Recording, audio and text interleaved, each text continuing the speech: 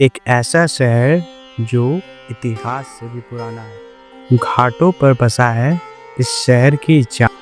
ऐसा शहर जहाँ से खुलता है मोक्ष का द्वार। तो समझ लेना आप बनारस आ गए हो मेरे यार। बनारस, जिसे वाराणसी के नाम से भी जाना जाता है, ये दो नदियाँ वरुणा और अस्सी के संगम से बना है। कहा जाता है कि वाराणसी शब्द वरुणा नदी और अस्सी घाट के क्षेत्र को दर्शाता है। यहाँ का इतिहास हजारों साल पुराना है, जहाँ भगवान शिव की कृपा मानी जाती है। अस्सी घाट का नाम यहाँ पे बहने वाली एक छोटी नदी अस्सी से पड़ा है, जो आगे चल माँ गंगा से मिलती है। पर इस नाम के पीछे एक पौराणिक कथा भी है, जो इस घाट को और भी महत्वपूर्ण करुणावतारम संसार सारम भुजगेंद्रहारम सदा वसंतम हृदयारविंदे भवम भवानी सहितम नमः। कहा जाता है कि ये वही जगह है जहां मां दुर्गा ने दो असुरों का वध किया था, और उस तलवार के प्रभाव से यहाँ एक नदी का जन्म हुआ जो अस्सी कहलाई, और इस नदी के संगम के कारण इस घाट का नाम अस्सी घाट पड़ा। बनारस और उसकी शाम की गंगा आरती एक अलग ही मेल है। पुजारी जी का शंख बजाकर माँ गंगा का आवाहन करना,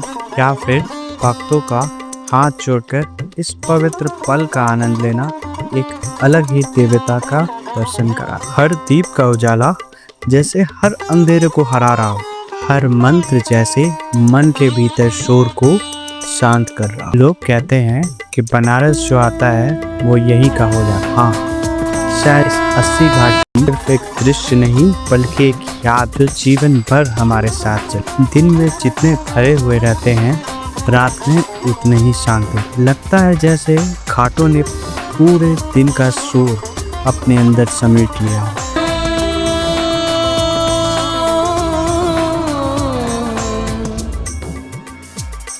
वैसे तो बनारस में कुल 84 घाट है, लेकिन हर एक घाट अपने अंदर कुछ कहानी छुपाए बैठा है। रात में हमें भक्ति और बॉलीवुड का एक अलग संगम देखने को मिला। कुछ शांत हो गया सिवाय दो घाटों। कहा जाता है कि राजा हरिश्चंद्र ने अपने राज्य की सारी संपत्ति त्याग कर यहाँ पर सब दान करने का फैसला लिया, और तब से लेकर आज तक हरिश्चंद्र घाट पर सब दान रुकती नहीं है। यह एक अलग ही दुनिया है, जहाँ ना कोई डर है ना कोई मोह। बनारस वाकई एक शहर नहीं, ये एक अनुभव है। साथ है माँ गंगा के साथ नौका विहार। नाव माँ गंगा की लहर के साथ साथ अपने ही लय में बहती जा रही थी।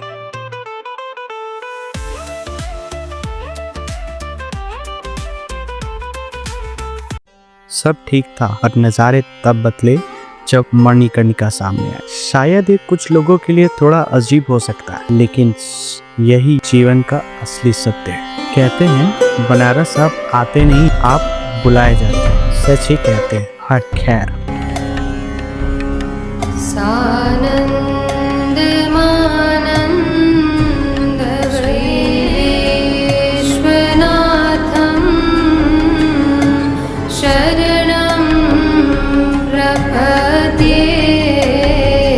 देखते देखते हम पहुंच गए मंदिर घाट, जहां से हम भगवान श्री काशी विश्वनाथ महादेव का दर्शन करने वाले थे। वैसे तो इस मंदिर के दर्शन करने के लिए प्रमुख द्वार, एक है गंगा द्वार और एक है गेट नंबर 4। ऐसा लग रहा था कि बनारस में महादेव हमें खुद बुला रहे हैं।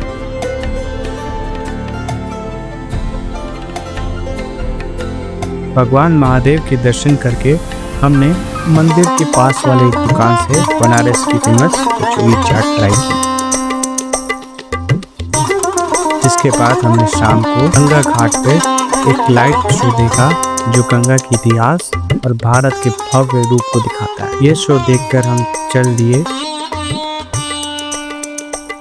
काल भैरव के दर्शन के। काल भैरव का मंदिर बनारस में बहुत महत्वपूर्ण है। ऐसा कहा जाता है कि काल भैरव बनारस के कोतवाल हैं। उनकी मर्जी के बगैर यहाँ कोई यात्रा पूर्ण नहीं है। मंदिर में आपके जाते ही एक अलग एनर्जी फील होती है, जिससे आपको किसी ने हर परेशानी से मुक्त कर दिया होगा। अगले दिन सुबह 6 बजे हम निकल पड़े 80 घाट पे। यही बनारस के सबसे अच्छा सुबह था, सुबह बनारस। गंगा के तट पर आरती हो रही, मंत्र गुनगुनाए जा रहे और भगवान सूरज धीरे धीरे अपनी रोशनी बिखेर रहा है।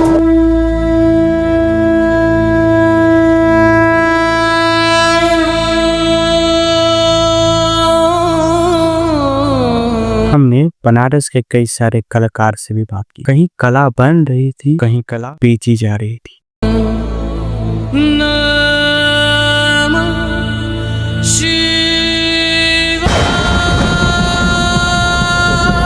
अब वक्त था कि कुछ अच्छा खाने का। हम गुदोलिया चौक पे पहुंचे और वहां से एक लोकल से उनकी कचौड़ी ट्राई की। तत्पश्चात हम लोलाप कुंड भी गए। यह कुंड बहुत पुरानी कुंड है और कहा जाता है इस कुंड में स्नान करने से संतान प्राप्ति का वरदान मिलता है। बाद में पहुंचे हम यह प्लेस एक पिज्जा प्लेस में। यहाँ का पिज्जा और एप्पल पाई इंडिया में बहुत फेमस है।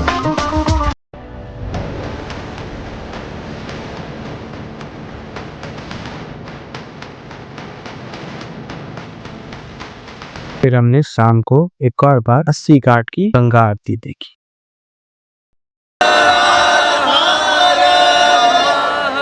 जिंदगी का एक ऐसा सच जो समझ से परे है। इस घाट ना तो मोह है और ना ही माया है, तो बस एक उत्सव, वो भी किसी के गुजर जाने का।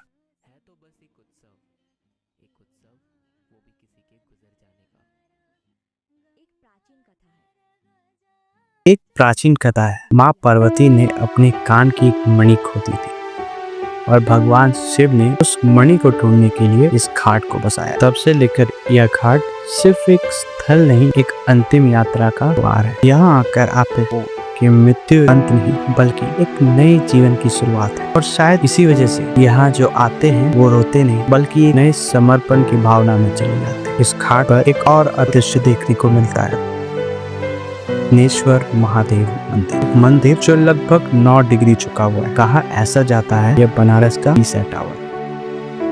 कहते हैं कि एक दासी ने अपने माँ के सम्मान में यह मंदिर बनाया और घमंड में कह दिया कि मैंने माँ का ऋण चुका दिया। भगवान शिव को यह पसंद नहीं आया, इन्हीं के क्रोध से यह मंदिर झुक गया। एक ऐसी जगह जिसमें आस्था भी है और एक अद्भुत सीख भी। माँ का ऋण हम कभी नहीं चुका सकते। ये सब सोच ही रहे थे कि एक और दृश्य ने हमें अचंभित कर दिया। एक के बाद एक शव यहाँ लाए जा रहे, आग लगती जा रही और ऐसा भी कहा जाता है कि जिस दिन यहाँ की आग बुझेगी इस दुनिया का अंत होगा। मणिकर्णिका की आग कभी नहीं बुझती और बनारस हर दिन एक गवाह बनता है कि मृत्यु भी एक आनंद हो सकता है। बनारस एक अंतिम यात्रा का शहर नहीं, बल्कि एक पुनर्जीवन का भी प्रतीक है। अगर आपको ये प्रस्तुति अच्छी लगी तो प्लीज कमेंट छोड़ दीजिएगा। धन्यवाद। हर हर महादेव।